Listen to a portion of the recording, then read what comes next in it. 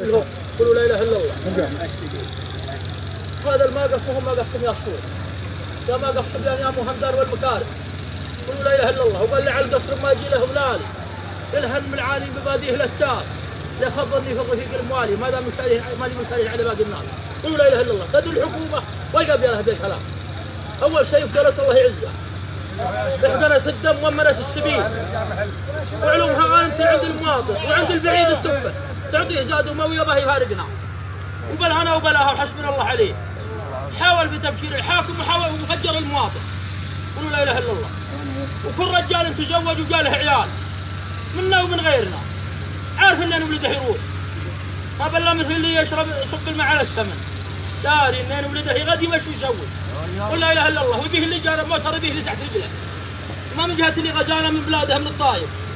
اذا جاء عندنا هنا ولا بد معه معاون والحكومه تدرى منا والله يعينها عليه. نبغى نتقابل حوياهم ونجاونا ولا جيناهم ولا جاهم مراسيل. لين يقوم علم يدرون به الشرق الاوسط ومن فيه. حاكم ومحكوم. قولوا لا اله الا الله. الله يغفر لي عشي يبان لك لا مني كلهم. وراء ربع لك لا مني. صلوا على محمد. ما دهجنة العلوم نقعد الخبيث المفجر الارهابي الخايس اللي ذبحنا وبيذبحنا غدوه وذبح غيرنا. قولوا لا اله الا الله.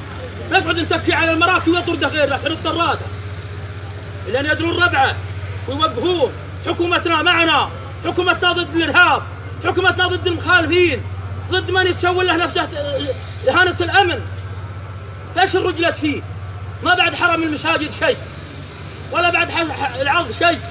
والمسجد من العرض والمسجد اللي وجبت الشهاده فيه.